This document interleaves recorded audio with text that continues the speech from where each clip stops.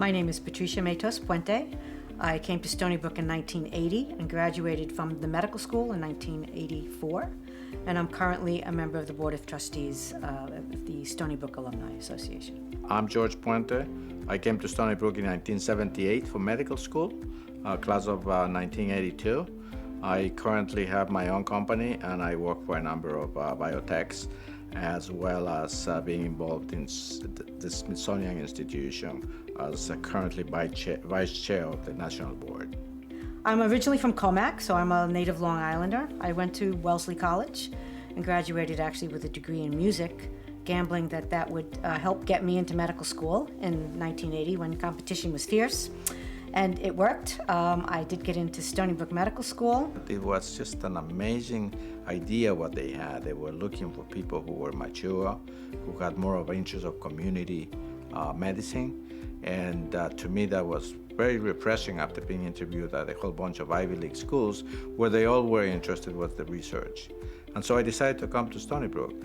Part of it had to do as well because of the tuition. It was the one that I could possibly afford without getting into unbelievable debt otherwise. It was the best decision I ever made. I feel that the first 2 years at Stony Brook made it very unique. We spent a lot of time from the very beginning having contact with real patients, whether they were patients who had the diseases we were studying about or patients who we practiced our history and physicals on. Every month we had patient contact from the very beginning. The first half of the year we practiced doing just medical histories at the bedside with the patient. And our preceptors were psychiatrists who I think are very good listeners and know how to ask pointed questions and open questions. And then the second half of the year, we did just physical exams at the bedside with internists and family practitioners as our preceptors. And I think we spent a lot of time doing that, and I think that's a really important part of medicine that's perhaps not so much stressed these days, and I think modern medicine is suffering from that. But Stony Brook, at least at the time that we were there, really emphasized doing an excellent history and physical and getting used to trying to listen to what the patient's trying to tell you and not talking too much. When I graduated, I felt the most ready to practice person in the entire world compared to my other colleagues who came from Ivy League schools at Mount Sinai Hospital where I did my residency. And the reason is because we had a very personalized experience on how to deal with patients from day one. We were at the hospital once a week with white coats and stethoscopes, talking to patients and learning how to deal with them. And in medicine, you know, there is something called the science of medicine, which is something you can learn in a textbook, but it's also the art of medicine. And the art of medicine, you don't learn in a textbook. You learn by watching people who have been practicing for a long time how to do it. And that particular experience was unique. It was not offered at any other school, and I think made me a very special doctor. Stony Brook's emphasis, I think from its very inception, was to try to promote primary care. That this was what was really needed, even back in the 70s. You know, someone had the foresight to encourage and mentor medical students to possibly go into primary care. Not that we had to. Medicine is very broad, and if you don't specialize, you're always feeling like you're a little behind, that you can't possibly know enough about everything.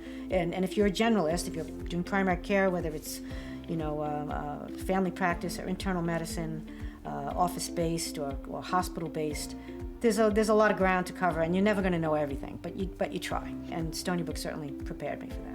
I went into primary care. I initially worked as an emergency room physician at Nassau County Medical Center for 12 years. And then my husband's work took us to Beijing, China, where I did some primary care in a startup joint venture American-Chinese hospital. It was very exciting. For 2 years I did that. And then we moved to Tokyo, Japan, and I was a physician for the U.S. Embassy Health Unit there for 4 years. Started my own house call practice. I lived in a neighborhood where there are a lot of elderly people who were homebound, so it occurred to me that it might be an easy thing to do, become someone's primary care doctor. So I've been doing that for the past 15 years. It's a very small practice with about 60 patients, and it's called Doctor in the House. The person that might have influenced me the most was actually my preceptor during my first exposure to clinical medicine as a first-year medical student, a fellow named Dan Friedman, who was a member of the community department, community medicine department. And he taught me how to do a history, a physical examination, and I still remember the pearls that he gave me. In the first year, we had exposure to the Department of Community Medicine and Family Medicine, and I recall Maurice Goldenauer was very friendly and warm and helpful in helping me get an internship in family medicine over the summer, because I was interested in that, and suggested some research for me to do during that same period of time. And then later on, I had contact with Dr. Brent Spears as a house call physician. He probably had the earliest house call practice in Long Island. Brent was part of the community medicine program at Stony Brook. And although I don't recall him lecturing me specifically, later on, long after I graduated, he was very helpful to me in getting my practice started, and I still communicate with him to this day. Yeah, so being from Ecuador, I was contacted to be part of a group to help establish a scholarship for Dr. Al Jordan, who, when I was a medical student, was the Dean of Student Affairs, and he was a beloved individual, truly an amazing mentor and a true professional, had a huge impact on everybody who actually interacted with him. And so I had the idea of having the minority students come to our home before school starts and get to know each other so they can develop some relationships before the first day of school. And in the process of doing that, actually some of the administrators at Stony Brook were able to invite to the first barbecue, invite also some faculty members and students from prior classes. And we've been doing that now for the past 4 years, No, 5 more than years, 6 years. And it's a lot of fun. We set up some tents, and we invite alumni and the incoming medical students who identify themselves as minority come to the barbecue, and existing medical students join us, and there's faculty there, and it's been very, very interesting for us and very rewarding, because we get to have contact with the medical students and find out what's going on. So it's made us feel a lot closer to the medical school. We have a meal, obviously. We talk, about each other, so people can actually get a chance to see who they're going to go to school with. But also we get faculty and all students to give them advice. And it's a really great networking experience, and I think an excellent way to alleviate some anxiety before starting a very stressful period of one's life, which is what the first year of medical school is. So I'm often told by observers of my unique medical practice, a house call practice, where I have about 60 totally homebound people and their caregivers. I've often been told, well, that's really not a job, it's a vocation. And so that got me to thinking, why am I doing this? It's a lot of work. My patients have 24/7 access to me, and yet I'm a Medicare provider, so it's not like I'm getting a concierge rate for that. But it is a very important job that I'm doing, and there aren't enough of us doing it. When you're stuck at home and you literally can't get out the door to go to your doctor, especially during COVID, it really helps to have a doctor come to you in your comfortable environment. Patients find it a lot easier to talk. And as for me, it's sort of medicine in its purest form. I get to sit without any time constraints. If I want to spend an hour with a patient, I can, because I probably only have 2 or 3 patients that I see in the course of a day. So I can sit there and ask as many questions as I want and take time to listen to someone who may have trouble telling a concise history. And I have to talk to the caregivers, and sometimes I have to look through the bureau drawers for the medications. It is gratifying to know that I'm helping them stay at home and live the fullest life that they can live, despite the fact that they are homebound, and usually near the end of life. So when I'm driving with Pat, the phone will ring, and the conversation will go like that. Mrs. Smith, yes, you do have that medicine. Go to your kitchen. The top drawer on the right side, towards the back of the drawer, there's an orange bottle. Go ahead, find it. Did you see it? Those are your medicines. That's what it is. And that's the kind of conversation she has. She knows everything about the patient. She only has obviously about 60 patients. And she's able to keep patients out of the hospital. Patients who should be in the hospital, they stay out of the hospital for years at a time. She's had patients at home who are intubated. She runs little ICUs at home. Watching Pat, she gets a lot of satisfaction for what she's actually doing to those people, especially in the last days of their lives. And I always joke that her business card should say, Dr. Patricia Matos, the last doctor you'll ever see. Because usually their patients will be, that's it. After they have her, there'll be no other doctor until, pass on. Life is really art.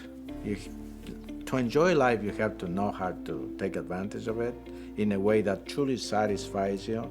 Medicine, I think, encapsulates that in a terrific way, because you can know a lot of facts, but unless you put them together in the right way, they're not going to make sense, and they may not be very helpful. And so my life has always been trying to make sense of things around me in a way that puts me in balance with everything else. Music has been a part of my life my entire life. I've been playing the oboe since I was 16. I majored in music in college. I've been playing continuously, even in medical school. I played a concerto with the Mount Sinai. I had a doctor's orchestra. And I always managed to find a group, including in medical school. I had a trio, a violinist and a piano player, and we would actually give afternoon concerts sometimes at lunchtime in the lobby of the medical school. From the early 2000s, I was able to join as a community member the Stony Brook University Wind Ensemble, which was a symphonic band, and I played principal oboe for them for 16 years. And George actually videoed all the concerts and maintained a website that gets 50,000 hits a year from all over the world. She loves music. She plays classical music constantly, all the time. And I love that, but sometimes not 100% of the time. So when she goes away, I put my 60s station, golden oldies, and then I turn it off as soon as she arrives home. So, looking back at my professional life after I left school, I did a lot of things. I went to practice, I had an academic practice, I had private practice, I had an emergency room stint. I went overseas, I did research, basic research, clinical research, jumped into commercial operations, became a businessman, a venture capitalist, and now a biotech executive. And looking back at all of that, I've done very well in all of those endeavors. But looking back, it's because of this education I got at Stony Brook. Everything always goes back to my Stony Brook days. In medicine, I learned how to be a good doctor, how to listen to people. The rest is just easy. And the good habits that I learned there. And primarily the idea that as a physician, you first have to make sure that you do not do harm. That's very important, because that allows you to balance what kind of care you're going to provide to a patient, assuming that you understand that you cannot go beyond what would be appropriate. And also it gives you a sense of how much risks you can take.